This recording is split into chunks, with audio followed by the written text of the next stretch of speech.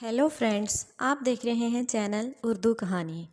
Friends, दिलचस्प कहानियाँ जानने के लिए मेरे चैनल को लाइक एंड सब्सक्राइब करें। काफ़ी दिनों से मीरा शाह का बर्ताव बहुत बुरा था। अचानक से रोने लगती थी और अचानक से ही उठकर चिल्लाने लगती थी। आलम, मैंने आपको बोला था ना, बच्ची को अकेला नहीं छोड़ना। देखिए, वो हमारी बच्ची को उठा कर ले गए। आलम शाह का कॉलर पकड़कर वो बहुत ज़ोर से झंझोड़ रही थी। मीरा, तुम्हारा दिमाग ख़राब हो गया है। नींद पूरी नहीं होने की वजह से तमाम अजीबोगरीब कहानियाँ बना रही हो। देखो, हमारी बच्ची बेंच पर ही सो रही है। मीरा शाह ने जब बेंच की तरफ देखा तो बच्ची को वहाँ पाया। उन्होंने फ़ौरन से बेशतर उसे उठाकर अपने सीने से लगा लिया। मेरी बच्ची, मैं कुछ नहीं होने दूंगी तुम्हें। वो बच्ची को उठाकर अंदर भाग गई। उनकी दिमागी हालत को देखकर आलम शाह ने उन्हें डॉक्टर को दिखाने का फ़ैसला किया। इस तरीके की हालत में वो अपने आप को और उनकी बच्ची को भी नुकसान पहुंचा सकती थी। वो जिन तेज़ी से हवा में उड़े जा रहे थे, मुझे एक बात समझ में नहीं आई। तुमने उस बच्ची को उठाकर उसकी जगह पर वो बच्ची क्यों रखी? कोकाफ अभी बहुत दूर था। तुम समझते नहीं हो, बच्चा चाहे इंसान का हो या जिन का, हर वालिदैन को तकलीफ़ होती है।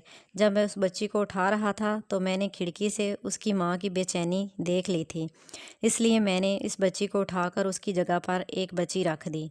इन जिनों ने बच्ची को कपड़े में अच्छे से लपेट रखा था। इतनी तेज़ी से उड़ रहे थे कि सामने आते ही हर चीज़ चुटकी में बदल जाए।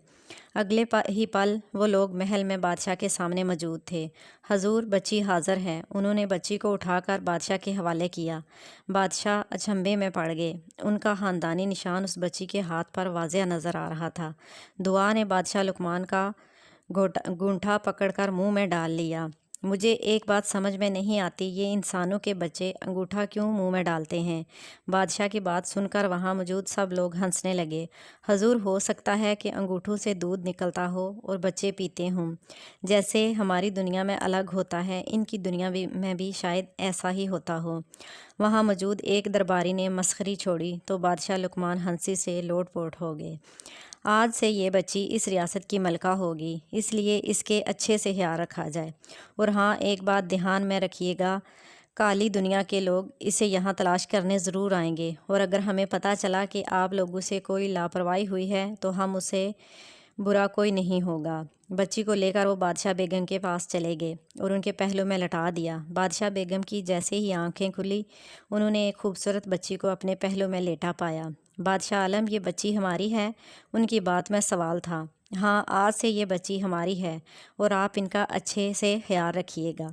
हमारी रियासत के काम के लिए बाहर जाना है, आप आराम करें और बच्ची का ख्याल रखें। वो जा रहे थे कि अचानक उनके जहन में एक बात आई और फ़ौरन पलटकर वापस आए। बेगम, इस बच्ची का ख्याल रखिएगा। हमारे महल में ही कोई साजिश कर रहा है।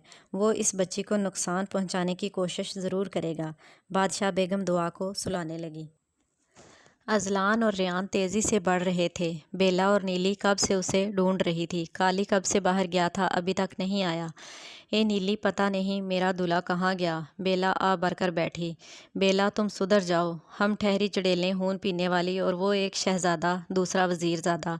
हमारी कोई औकात नहीं। वो अभी बातें कर ही रही थी कि एक औरत दो औरतों के साथ वहाँ आई। ये बीबियों, अपने बच्चों को संभालो। इन्होंने खानों में लेपत बच्चों को उनके हवाले किया। ये हमारे बच्चों को हाथ कैसे लगाया? बेला तो उसका खून पीने का इरादा बना चुकी थी। तब नीली ने इशारे से रोका। आपके ये छोटे छोटे बच्चे पूरे मोहल्ले का खाना खा गए, फ्रिज की बर्फ़ तक नहीं छोड़ी, बच्चों का दूध पी गए। अब हम अपने बच्चों को क्या खिलाएं पिलाएं? ऐसा लगता है ये इंसान के बच्चे हैं ही नहीं। नहीं नहीं, वो बस कभी कभी शरारत करते हैं, आइंदा नहीं करेंगे। नीली ने औरतों से गुजारिश की।